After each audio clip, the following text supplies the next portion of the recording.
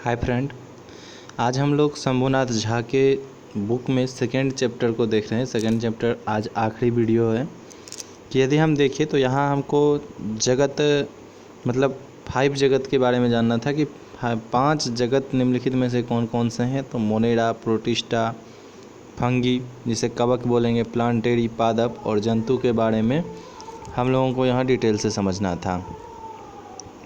तो सिंपल यहाँ हम आपको अपना स्टडी मटेरियल प्रोवाइड किए हैं। इसका मतलब ये नहीं है कि शंभुनाथ झा के बुक में जो है ना स्टडी मटेरियल कम दिया हुआ है, बशर्ते कि हम आपको ये बता दें कि शंभुनाथ झा की बुक में नेक्स्ट आगे का चैप्टर माइक्रो ऑर्गेनिज्म दिया गया है, जिसमें हम सूक्ष्म जीवों के बारे में पढ़ेंगे। वहाँ ये सारे स्टेज को डिटेल से बताया गया है, सारे रिप्रोडक्शन को वहाँ बताया गया है। इसके कारण इस टॉपिक में यहाँ स्किप कर दिया गया है। तो लगभग जो भी कॉन्सेप्ट हम आपको स्टडी मटेरियल से दिए हैं, ये हमको माइक्रो ऑर्गेनिज्म वाले चैप्टर में सारा मिलने वाला है। तो बुक ख़राब नहीं है, बुक में सब कुछ अवेलेबल है।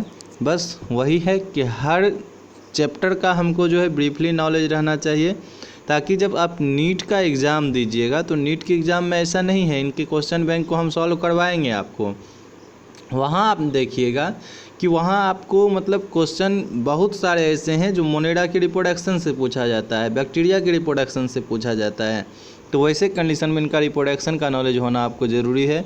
तो माइक्रो ऑर्गेनिज्म पढ़ लेंगे तो ऑटोमेटिक मेरा प्रिपरेशन हो जाएगा। तो इसके लिए हम थोड़ा यहाँ आपको स्टडी मटेरियल की तरफ लेके चले थे।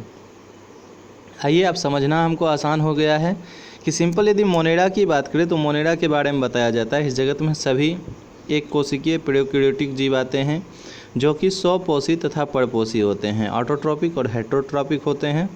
इसके अंतर्गत यदि बात करें तो बैक्टीरिया, नील हरा शैवाल जिसे ब्लू ग्रीन एल्गी बोलेंगे, इसे ही साइनोबैक्टीरिया के नाम से भी जाना जाता है। यदि बात करें तो सूत्री एक्टिनोमाइसिटीज के बारे में बताया गया है कि फिलामेंटस एक्टिनोमाइसिटीज भी इसी में पाए जाते हैं। बैक्टीरिया जीव मंडल की स्थिति को बरकरार रखने में महत्वपूर्ण भूमिका अदा करता है, चूँकि ये मृत कार्बनिक पदार्थों को अपघटित करते हैं तथा खनिजीकरण करते हैं तथा नाइट्रोजन स्थिरीकरण करते हैं। बैक्टीरिया को वायुमंडल को स्थिर रखने में मुख्य योगदान इसीलिए है कि यदि हम बैक्टीरिया की बात करें तो बैक्टीरिया का रहना इसीलिए ज़रूरी है कि ये डिकम्पोजर के फॉर्म में वर्क करते हैं। यदि कोई चीज़ मर गया तो उसे सड़ा गला के ख़त्म करने का ये काम करते हैं। इसके लिए बताया गया है कि बैक्टीरिया जो है जीव मंडल की स्थिति को बरकरार बनाए रखने में मदद करता है।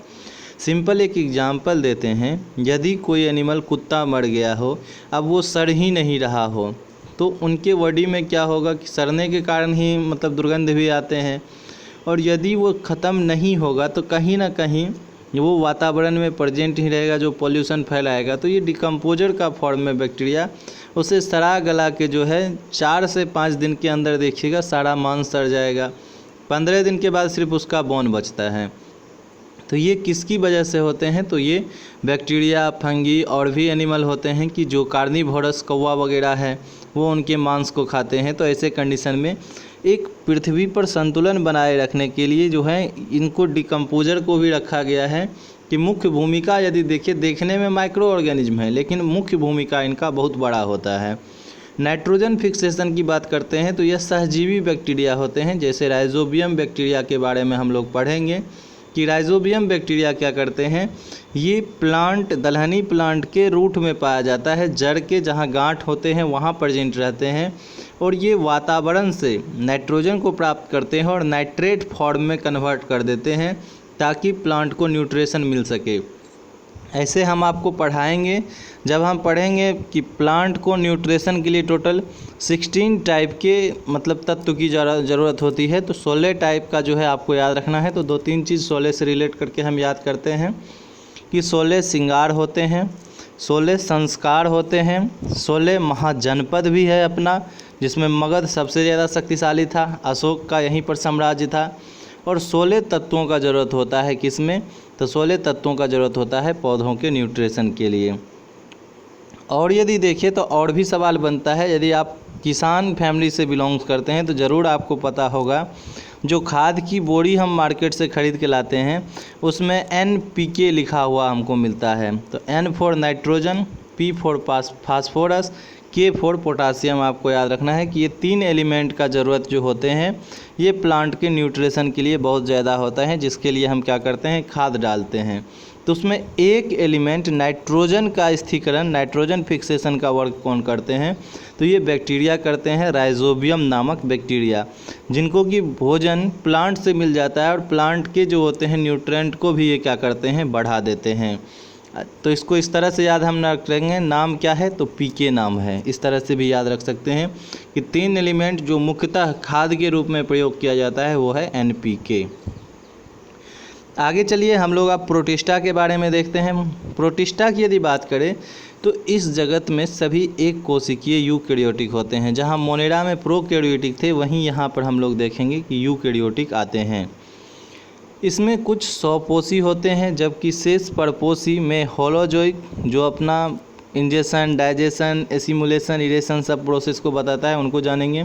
परपोषी पैरासाइटिक नेचर के होते हैं तथा सेप्रोजोइक के बारे में बताया गया है कि ये सारे क्या हैं, परपोषी के मूड हैं, मतलब ये परपोषी इतने तरह के होते हैं। इसके अंतर्गत शैवाल को हम लोग पढ़ेंगे, प्रोटोजोन्स को पढ़ेंगे तथा बताया गया है स्लाइम मोल्ड्स के बारे में पढ़ेंगे। तो स्लाइम मोल्ड्स जो है ये भी डिकम्पोजर के फॉर्म में ही वर्क करते हैं, जो कि फंगी लाइक स्ट्रक्चर को बनाते हैं, स्लाइम मोल्ड्स। आगे चलिए हम लोग देखते हैं अब फंगी के बारे में। तो फंगी की बात करें, ये कैसे होते हैं, ये बहुकोशिकीय, जनरली इसको डिटेल से जानना है तो पीछे वाला थोड़ा वीडियो देख लीजिए। आगे चले फंगी के बारे में बात करते हैं। फंगी की बात करें तो ये क्या होते हैं, बहुकोशिकीय होते हैं, यूकैरियोटिक जीव इस जगत में शामिल किए जाते हैं जो अपना भोजन तरल या पाचित भोजन का अवशोषण कर प्राप्त करते हैं। भोजन प्राप्त करने हेतु कवक अपने चारों और माध्यम में पाचन एंजाइम स्रावित करते हैं। ये पॉइंट आपको याद रखना है, पाचन एंजाइम स्रावित करते हैं जो कि कार्बनिक पदार्थों का विघटन कर, यानी कवक कोशिका के बाह्य पचे पदार्थों से भोजन प्राप्त करता है। जब ये मृत पौधे या जंतुओं में विघटित पदार्थों से भोजन अवशोषित करते हैं तब उन्हें मृतोपजीवी कहते हैं। यानी मृतोपजीवी क्यों कहेंगे, तो ये इनका भोजन का जो मतलब एक तरह का प्रोसेस है, उनको हम समझ सकते हैं कि ये क्या करते हैं, अवशोषण द्वारा भोजन प्राप्त करते हैं। जबकि जीवित पौधे या जंतुओं से भोजन अवशोषित करने वाले कवक को जो है परजीवी बोलेंगे, कि एक जंतुओं तथा पौधे के विघटित पदार्थों से जो भोजन प्राप्त कर रहे हैं, यानी मृत से, यदि मरे हुए को ये विघटित कर रहे हैं तो वैसे कंडीशन में से हम लोग मृतोपजीवी बोलेंगे, जिसे कि हम मतलब जानते हैं कि ये डिकम्पोजर के रूप में वर्क करते हैं। और यदि जीवित जंतु से ये भोजन अवशोष करते हैं तो वैसे कंडीशन में से परजीवी के रूप में हम लोग जानेंगे।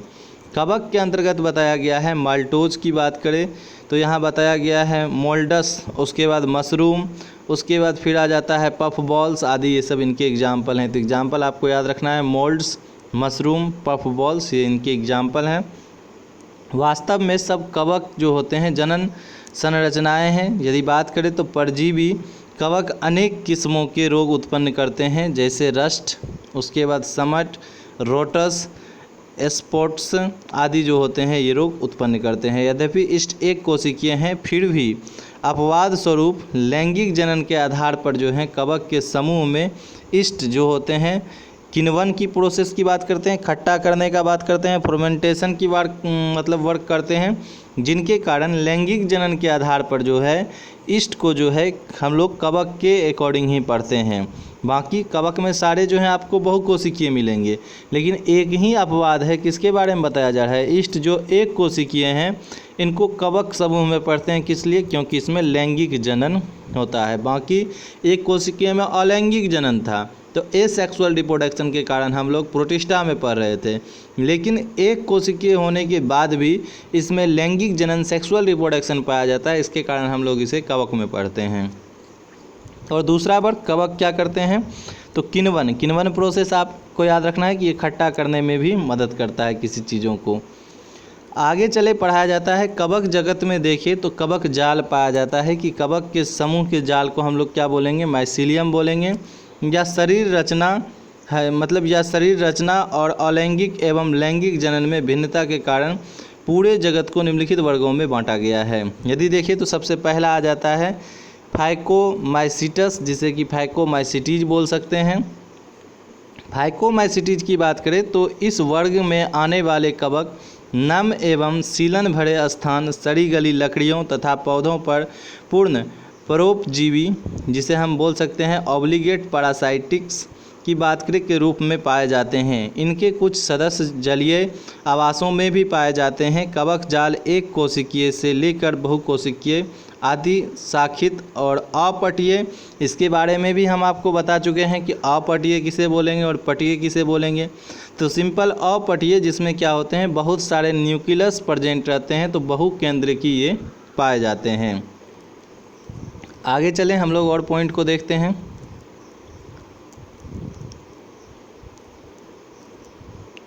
यहाँ बताया गया है अलैंगिक जनन के बारे में। यदि हम बात करें तो अलैंगिक जनन एसेक्सुअल रिप्रोडक्शन के बारे में बताया जाता है। ये किसके द्वारा होते हैं, तो चल बीजाणु जिसे जू स्पोर द्वारा होते हैं, और लैंगिक जनन जो होते हैं सेक्सुअल रिप्रोडक्शन के बारे में बताया गया है।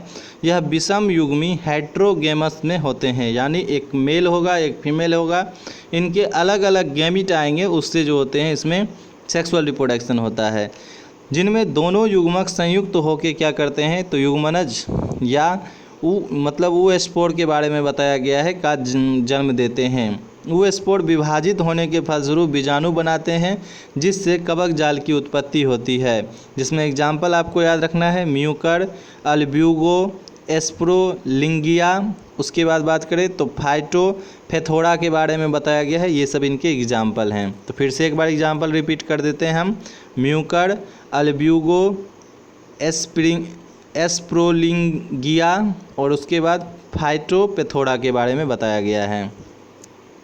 एस्कोमाइसीटीज की बारे में बात करते हैं, ये सेकेंड टाइप हो जाएगा। एस्कोमाइसीटीज को यदि हम देखें तो एस्कोमाइसीटीज को हम इस तरह से समझ सकते हैं, इस वर्ग के कवक क्या होते हैं, ये मृतोपजीवी होते हैं। यह परोपजीवी होते हैं जो सड़ी हुई लकड़ी, नम कुंदे, फसल के सड़ते हुए अवशेष तथा नम तथा सीलन भरी मिट्टी तथा अन्य मृत कार्बनिक चीज़, सड़ी हुई सब्जी, फल आदि पर उगते हैं। यह एक कोशिकीय जैसे ईस्ट के बारे में बताया जाता है, एक कोशिकीय तथा बहुकोशिकीय जैसे पेनिसिलिन के बारे में बताया जाता है। तो आपको यहाँ थोड़ा ये इम्पोर्टेंट हो जाता है एस्केरोमाइसीटीज कि एस्केरोमाइसीटीज के अकॉर्डिंग हम लोग दो एग्जाम्पल को पढ़ते हैं, एक कोशिकीय जिसे हम ईस्ट बोलेंगे और दूसरा बहुकोशिकीय जिसे हम पेनिसिलिन बोलेंगे। तो ये किनके अकॉर्डिंग हम लोग पढ़ते हैं, तो ये एस्कोमाइसीटीज के अकॉर्डिंग पढ़ते हैं। आगे चले हम लोग देखते हैं और भी क्या एग्जाम्पल है। तो यहाँ बताया जाता है कि जो हम लोग पेनिसिलिन को पढ़ते हैं, कवक जाल माइसीलियम जो होते हैं पट्टी युक्त होते हैं, कि अपटीय सिर्फ और सिर्फ हम पढ़े थे कि जो पहला हम लोगों का किंगडम है, पहला जो हम लोगों का क्लास है फंगी का, जिसको कि हम क्या बोल सकते हैं, फाइकोमाइसीटीज। इसमें सिर्फ आपको याद रख लेना है कि फाइकोमाइसीटीज में जो होते हैं सिर्फ अपटीय पाया जाता है, बाकी सभी में पटीय पाया जाता है। कि अपटीय में क्या होते हैं, बहुकेंद्र के होते हैं। और यदि बात करें पटीय, तो पटीय में क्या होते हैं, एक सेल में एक ही न्यूक्लियस एब्सेंट प्रेजेंट रहेगा। ऐसे कंडीशन में हम लोग याद रखेंगे कि जो एस्कोमाइसीटीज पढ़ रहे हैं ये कैसे होते हैं, तो ये जो होते हैं पटीय होते हैं। आगे यदि देखें तो फिर बताया गया है जनन के टाइप में देखें तो ये जो होते हैं एक कोशिकीय, यूनिसेलर और क्या हैं कि बहुकेंद्रिकीय हो सकती है।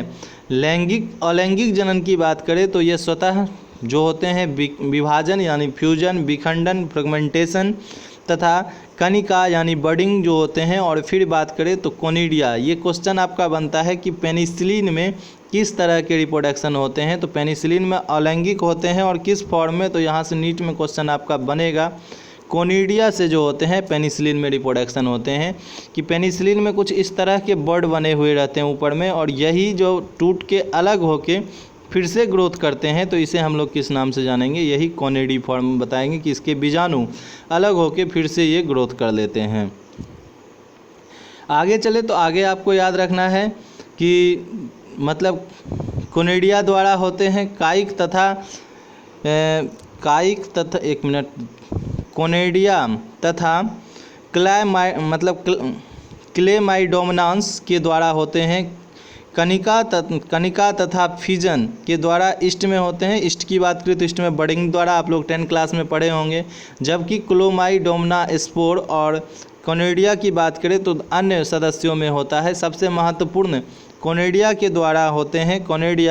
कोनिडियोफोर पर बाह्य रूप से एक श्रृंखला, मतलब कोनिडियोफोर क्या होते हैं कि मतलब नीचे वाले आकार को हम लोग कोनिडियोफोर समझेंगे कि इस तरह की आकृति बनाएंगे जैसे पेनिसिलिन में रहते हैं, तो इसे कोनिडियोफोर बोलेंगे। और इसके ऊपर कोनिडिया प्रेजेंट रहते हैं, तो उन्हीं के बारे में बताया गया था। कोनिडियोफोर पर बाह्य रूप में एक श्रृंखला में उत्पन्न होते हैं। लैंगिक जनन की बात करें तो हो जाएगा एस्कोस्पोर की बात करें तो एक्सोस्पोर में देखें तो यहाँ बताया जाता है कि एस्कोस्पोर अंतर जातीय मतलब सेम जाति के बीच यदि बात करें तो एस्कर्स में उत्पन्न होते हैं। एस्कर्स एक फलकाय में लगा रहता है जिसे कि एस्कर्स मतलब एस्कोकॉर्प कह सकते हैं।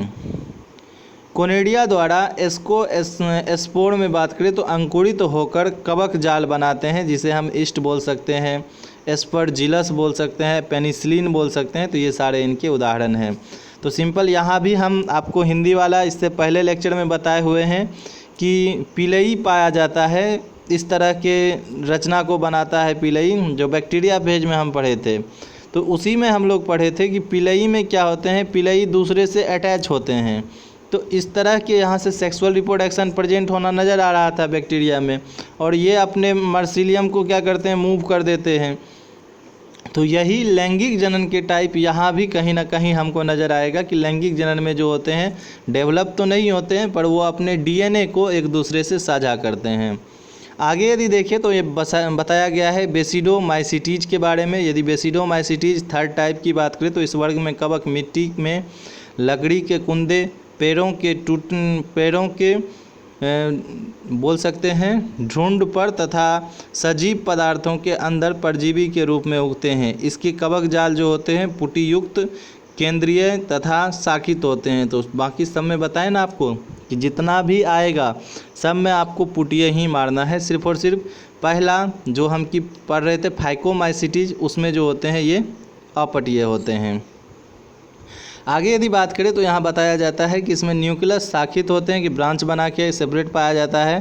कायिक जनन विखंडन द्वारा होता है। लैंगिक जनन में प्लाज्मोगेमी द्वारा दो विभिन्न एस्ट्रोनों वाली कोशिका में संयुग्मन से द्विकेंद्रक संरचना बनाती है, जिसमें अंत में बेसिडीमिया के बारे में बताया गया, बेसिडियम बनता है, जो कि बेसिडियम के मायोसिस द्वारा 4 बेसिडोस्पोर्स बनाते हैं। बेसिडोस्पोर्स की बात करें तो अंकुरित होकर कवक जाल बनाते हैं। एग्रिकस की बात करें, पक्सिनिया की बात करें, ऑस्टिलागो आदि इनके एग्जाम्पल हैं जो कि इसी वर्ग में हम लोग कवक को पढ़ते हैं। तो यहाँ आपको पक्सिनिया डिजीज फैलाने वाले हैं। एग्रिकस क्या होते हैं, तो एग्रिकस को हम लोग क्या करते हैं, खाने में प्रयोग करते हैं। जो मशरूम आता है वो एग्रिकस ही होता है, जो कि वाइट मार्केट से हम लोग खरीद के लाते हैं, खाने में एग्रिकस का उपयोग करते हैं। ऑस्टिलेगो भी आपको याद रखना है। ये सबके सब किसके अकॉर्डिंग हम लोग पढ़ते हैं, तो आपको नाम याद रखना है कि हम लोग जो पढ़ रहे हैं बेसिडोमाइसीटीज। आगे यदि बात करें तो आगे बताया गया है ड्यूटेरोमाइसीटीज। तो देखिए यहाँ आपको याद रखना है कि सबसे पहला हम लोग क्या पढ़े, सबसे पहला हम लोगों को फाइकोमाइसीटीज, एस्कोमाइसीटीज दोनों में जो होते हैं लैंगिक और अलैंगिक दोनों जनन प्रेजेंट होते हैं। लेकिन यहाँ सबसे बड़ा सवाल ये बनता है बेसिडोमाइसीटीज जैसे आपको आए तो बेसिडोमाइसीटीज में लैंगिक जनन पाए जाते हैं, यहाँ अलैंगिक जनन का अभाव रहता है। और यदि हम ड्यूटेरोमाइसीटीज पढ़ रहे हैं तो ड्यूटेरोमाइसीटीज में आपको याद रखना है कि यहाँ लैंगिक जनन का अभाव रहता है, यहाँ अलैंगिक जनन पाए जाते हैं। तो सिंपल आइए इसको समझते हैं ये किस तरह के हैं। तो ड्यूटेरोमाइसीटीज में बात करें तो कुछ सदस्य जो होते हैं मृतोपजीवी या तथा परजीवी होते हैं। कवक जाल जो होते हैं पुटीयुक्त, बताए सब में पुटीयुक्त ही आपको टिक करना है, शाखित होते हैं तथा केवल अलैंगिक जनन जो होते हैं कोनिडिया के द्वारा होते हैं, जैसे अल्टरनेरिया, उसके बाद क्लेट्राइटकम आदि जो होते हैं इस वर्ग में आते हैं। यह वर्ग अपूर्ण कवक की यदि बात करें तो इसे फंगी मतलब इम्परफेटिक बोल सकते हैं। क्यों इम्परफेटिक बोलते हैं, रीज़न यही है कि इस वर्ग में जो होते हैं कवक में लैंगिक जनन नहीं पाया जाता है। लैंगिक जनन नहीं पाए जाने के कारण इसे अपूर्ण कवक या फिर फंगी इम्परफेटिक बोल सकते हैं हम। तो क्लियर है यहाँ तक, कवक के चारों टाइप को हम लोग जान पाए। ड्यूटेरोमाइसीटीज में अलैंगिक जनन होगा, लैंगिक का अभाव है जिसके कारण इसे हम इम्परफेक्ट के रूप में जानेंगे कि अपूर्ण कवक है। और यदि आपको पूछा जाए बेसिडोमाइसिटीज, तो बेसिडोमाइसिटीज में आपको याद रखना है कि यहाँ जो है आपका लैंगिक जनन पाया जाता है, लैंगिक जनन प्रेजेंट रहते हैं और लैंगिक यहाँ एब्सेंट रहता है। आगे चले, आगे हम लोग पढ़ेंगे लाइकेन के बारे में। तो लाइकेन के बारे में हम आपको पहले भी बताए थे, दो जिस्म एक जान होते हैं ये, यदि एक भी दुनिया में नहीं रहे तो दूसरा का अस्तित्व खत्म हो जाएगा। तो इस तरह से थोड़ा मज़ेदार बना के लाइकेन को पढ़ते हैं कि लाइकेन पौधों का एक ऐसा विशिष्ट समूह है जिसमें शैवाल तथा कवक सहजीवी के रूप में साथ साथ रहते हैं। साथ साथ रहने की क्रिया ही सहजीविता तथा रहने वाले सहजीवी कहलाते हैं। यदि हम बात करें तो लाइकेन में शैवाल तथा कवक दोनों सहजीवी हैं। लाइकेन में शैवाल समूह में कौन सा शैवाल आता है, तो हरा शैवाल, जिसे ग्रीन एल्गी के रूप में हम लोग जानते हैं। हरा नीला शैवाल आते हैं, ब्लू ग्रीन एल्गी कहते हैं। जबकि कवक में साधारणतः एस्कोमाइसिटीज तथा कभी कभी बेसिडोमाइसिटीज वर्ग के सदस्य होते हैं। इनकी लगभग 400 जातियाँ हैं, जिसमें 15,000 प्रजाति पाई जाती है। यह नमी वाले स्थान पर पेड़ों की छाल, नम तथा छायादार जमीन, लकड़ी के टुकड़े तथा चट्टानों पर पाया जाता है। यह सामान्य रूप से सफ़ेद, पीला, नीला, नारंगी, लाल, काला तथा भूरा रंग का होता है। हरियाली रहने के कारण यह अपना भोजन स्वयं निर्मित करता है, जिसके लिए शैवाल को कवक वायुमंडल में नमी अवशोषित करके पहुंचाता है। इस प्रकार परस्पर सहयोग से यह अपना भोजन निर्माण करता है। अपने देश में लाइकेन दार्जिलिंग, गंगटोक, सिक्किम तथा पूर्वी हिमालय के क्षेत्रों में पाया जाता है। लाइकेन का शरीर सुकाय यानी थैलस होते हैं।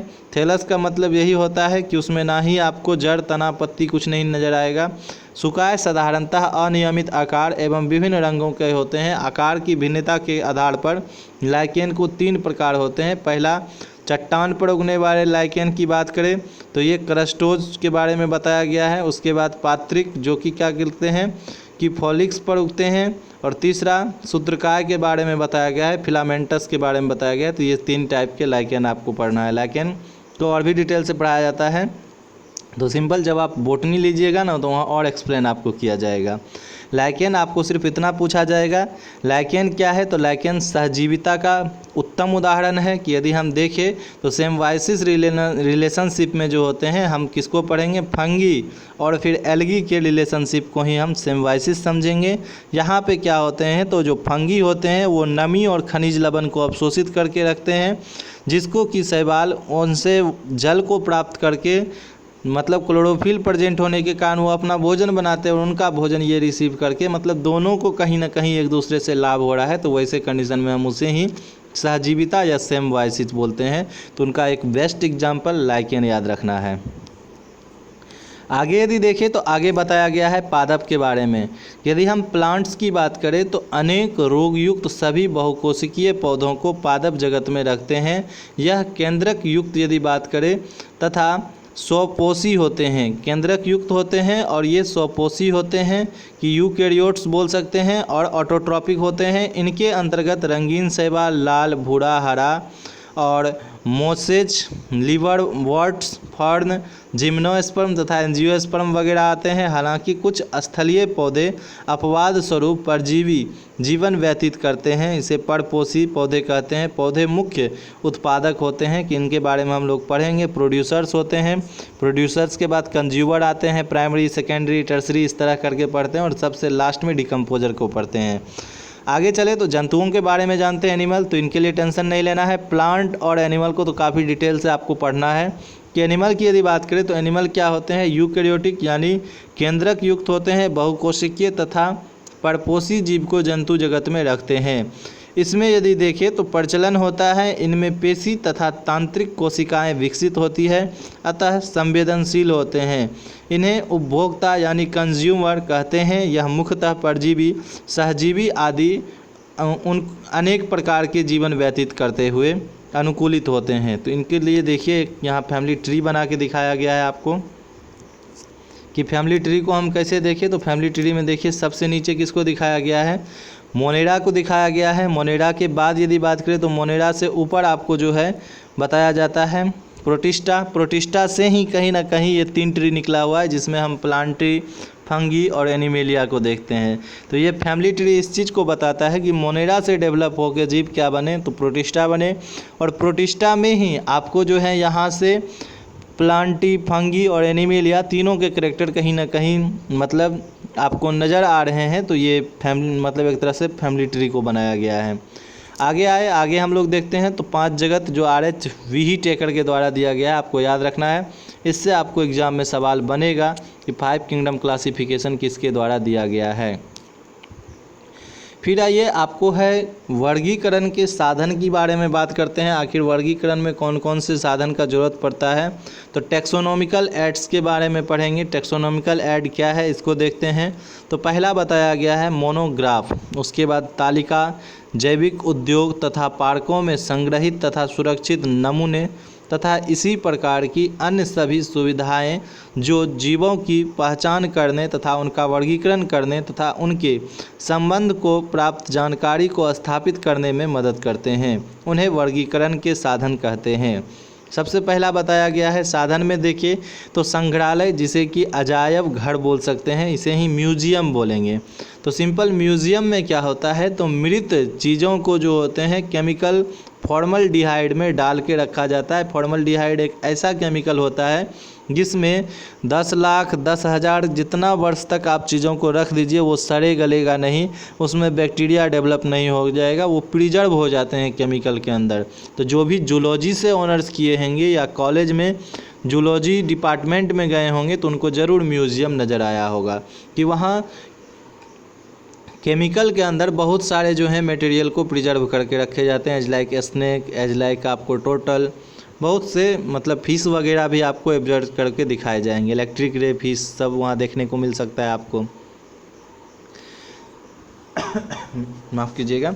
यदि हम यहाँ बात करें तो संग्रहालय के बारे में बताया गया है कि संग्रहालय की यदि बात करें तो यह जीव शास्त्रियों यानी जो जूलॉजी से बिलोंग्स करते हैं को रासायनिक घोल में संरक्षित जीवों के नमूने उपलब्ध कराते हैं। जीवों को संग्रह कर उसे रासायनिक घोल में नमूने उपलब्ध कराते हैं। जीवों को संग्रह कर उन्हें रासायनिक घोल में संरक्षित कर उनकी पहचान कर तथा उसे नामांकित कर संग्रहालय में स्थापित किया जाता है कि जिस भी बोतल में रखा हुआ रहेगा उस पर उसका मतलब साइंटिफिक नेम और कॉमन नेम दोनों लिखा हुआ मिलेगा आपको।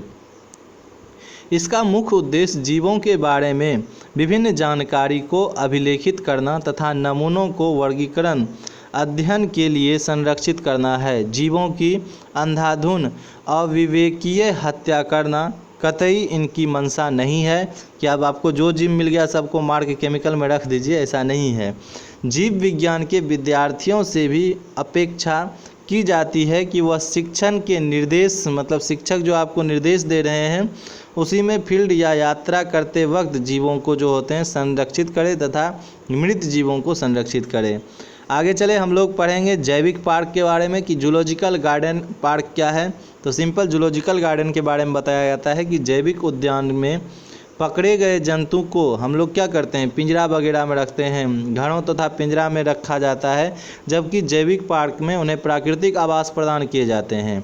खासकर बच्चे जैविक उद्यान तथा पार्कों में घूमकर जंतुओं की सुंदरता एवं उनकी सक्रियता को देखना पसंद करते हैं।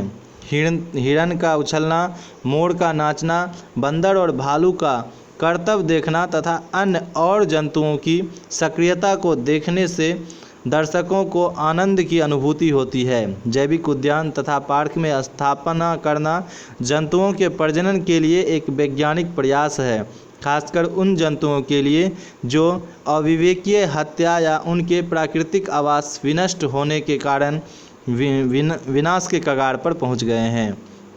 तो यहाँ जीवों को जो होते हैं जूलॉजिकल पार्क में स्वतंत्र रखा जाता है कि जैसे चिड़ियाघर वगैरह सब में क्या होता है, जू और जूलॉजिकल पार्क में फ़र्क है कि जूलॉजिकल पार्क में उनको एक माहौल दिया जाता है कि ऐसे माहौल में आप ब्रीडिंग कर सके। पशुओं का दो ही नेचर है, एक फीडिंग दूसरा ब्रीडिंग, कि अच्छे से खाना मिल जाए आप बच्चे को पैदा करें। तो वैसे कंडीशन में वैसे एनिमल को डेवलप किया जाता है जिनका अस्तित्व खतरे में है, तो उनको वहाँ पाला जाता है, उनको ब्रीडिंग करा के उनके संतान को बढ़ाने के लिए उनको माहौल दिया जाता है किसमें, जूलॉजिकल पार्क में। आगे यदि देखिए तो फिर बताया गया है नैदानिक कुंजियाँ।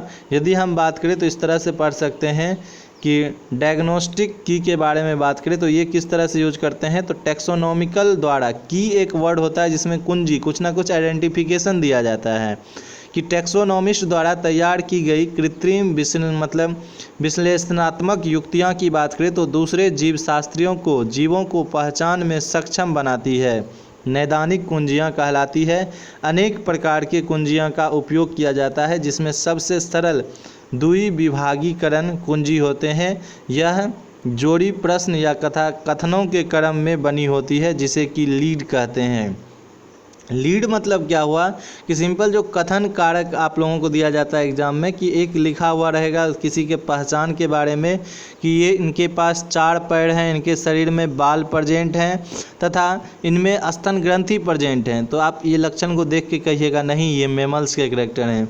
नीचे दिया रहेगा ये ओविपेरस हैं, तो अब देखिए ये ओविपेरस हैं, 4 मतलब सारे कैरेक्टर को हम देख रहे हैं, तो कुछ ना कुछ आपका कॉन्सेप्ट वहाँ क्या करेगा, इसको आइडेंटिफाई करने में मदद करता है। उसी के लिए यहाँ की का प्रयोग किया जाता है कि जिसे लीड बोल सकते हैं। ये कथन के रूप में लिखा हुआ रहता है, 1 2 3 4 करके संख्या प्रदान करते हैं और इस लीड का एक खास दृष्टिगोचर तथा पालनीय विश्लेषण तथा लक्षणों को केवल 2 विकल्पी होते हैं जिनमें एक विकल्प पहचान किए जाने वाले जीवों पर लागू होते हैं। इसे ही हम लोग क्या बोल सकते हैं कि मतलब इंडेक्ट कुंजी बोल सकते हैं, कि ये इंडेक्ट करते हैं कि ये किसके बारे में बता रहे हैं। जब अगले लीड का हवाला देते हुए प्रत्येक कथन के आगे कोष्ठ में एक संख्या मतलब अंकित करते हैं, कि कोई एक कैरेक्टर लिखा हुआ है तो वहाँ एक संख्या 1 लिख देंगे, 2 लिख देंगे। अगर कथन नमूना के साथ मेल खाता है तब इसे हम लोग ब्रैकेट कुंजी में क्या करते हैं कहते हैं।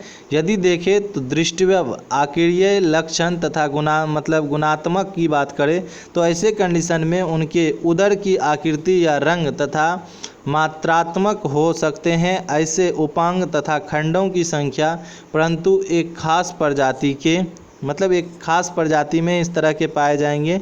केवल उन्हें नियत चरित्रों का उपयोग किया जाता है जो कि वातावरण, मौसम, उम्र तथा पहचान के समय जीवों की स्थिति के प्रभाव से परिवर्तनीय नहीं होते। चूँकि कुंजी पूर्ण रूप से स्पष्ट दृश्य बोल सकते हैं दृष्टिवय लक्षण पर आधारित होते हैं और आम तौर पर प्रजाति की विभिन्नता का प्रदर्शन नहीं करते। पहचान करना कृत्रिम एवं संख्यात्मक है। मूल प्रकाशन हेतु लेखक द्वारा उपयोग में लाए गए नमूनों को जो होते हैं हेलोटाइप कहते हैं। कि यदि मूल बात करें तो वो हेलोटाइप कहलाएंगे, कि हेलोटाइप में क्या होते हैं लक्षण सारे एक जैसे मिलेंगे आपको। और कोई भी अन्य नमूना जिसमें हेलोटाइप के साथ वर्णित किया जाता है उसे हम लोग पैराटाइप कहते हैं, कि और नमूना उसके साथ डेवलप कर दिया जाए। जबकि हेलोटाइप में द्वितीयक एक ही पेड़ के दूसरे शाखा की तरह जिसे आइसोटाइप कह सकते हैं तथा हेलोटाइप के अनुपलब्ध होने पर आदर्श नामकरण टाइप के रूप में प्रयोग करते हुए मूल भंडारण से चुना गया नमूना जो होते हैं लैक्टोटाइप कहलाता है। मूल भंडारण खो जाने पर नामांकन हेतु दूसरे भंडारण से नवीन नमूना उपयोग कराने पर उसे नियोटाइप कहते हैं। तो ये सारे हम लोग कहीं ना कहीं जो होते हैं उपयोग करते हैं आइडेंटिफिकेशन करने में, की में प्रयोग करते हैं। कि की में कोई नया हमको की मिल गया तो उसके लिए हम लोग जो है नियो टाइप का प्रयोग कर रहे हैं। यदि आपको नहीं मिल पाया वैसे कंडीशन में यदि उसका नाम रखते हैं तो उसको हम लोग क्या बोलेंगे कि मूल भंडारण में जो होते हैं इसे हम लोग लैक्टो टाइप कहते हैं। तो ये सारे नाम हैं, आपको एक एक पॉइंट को ध्यान रखना है कि किस तरह से नाम पूछा गया है।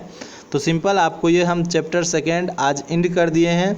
ऑब्जेक्टिव का हम आपको सीरीज प्रोवाइड करेंगे जिसमें चैप्टर बाय चैप्टर हम सारा ऑब्जेक्टिव आपको सॉल्व करवाएंगे। तो ऑब्जेक्टिव में 4 ऑप्शन हैं, आपको कुछ भरने वाले हैं। तो इसमें देखिए आंसर भी साथ में ही दिया हुआ है कि बुक में ही आंसर आपको दे दिया है, लेकिन मे भी प्राइवेट राइटर है तो हो सकता है 1-2 मिस्टेक भी हो, तो हम आपको सारा ऑब्जेक्टिव भी सॉल्व करवाएंगे। तो आपको जुड़े रहना है पटना टीचिंग सेंटर के सीरीज से, और हम आपको नेक्स्ट फिर वीडियो को प्रोवाइड करेंगे।